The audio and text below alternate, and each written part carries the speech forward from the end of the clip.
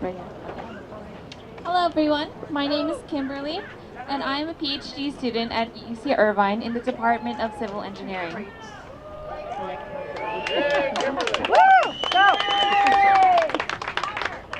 I am also a climate fellow for the Carbon Neutrality Initiative, an effort across all 10 campuses of the University of California to become carbon neutral by the year 2025. My role is to strategize UC Irvine's plan to reach net zero carbon. I am also president of Climatepedia, a student organization dedicated to climate change education, outreach, and awareness. I'm here to tell you about my climate story. Let me rewind 20 years ago to the year 1995 when I experienced my first brush with environmentalism. I was 4 years old on a road trip with my family to Disneyland. As we entered Los Angeles, I saw for the first time an ominous gray cloud looming over the city like a monster. I asked my father, "What is that big dark thing in the sky?" He responded nonchalantly, "Oh, it's just smog, it's always there." Nobody else in my family was concerned.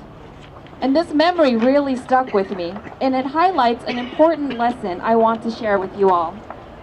And that is that inaction is the greatest obstacle we face today.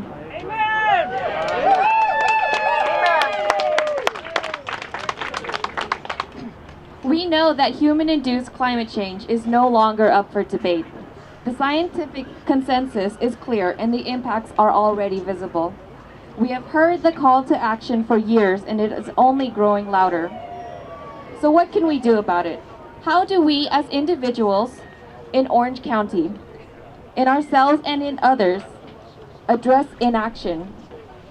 We must convey the fact that climate change affects everyone and that each person has an influence on our climate.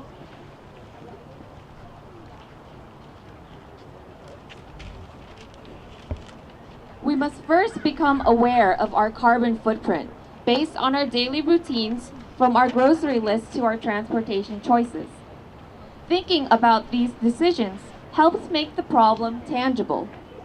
Secondly, we must understand the connection between our decisions today and the outcomes tomorrow. Children today will inherit the home that their parents leave behind. This is not only a global issue, but a personal one. Lastly, we must educate ourselves about the impacts and solutions.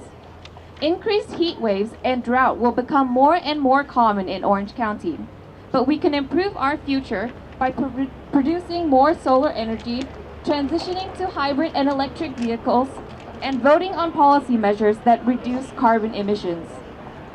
I'd like to point out that the air quality in Southern California has improved greatly in the last 20 years.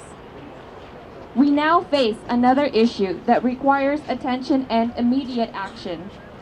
It may not be as obvious as a big, dark gray cloud in the sky, but I am confident that we will overcome inaction and pave a more sustainable path forward. Thank you.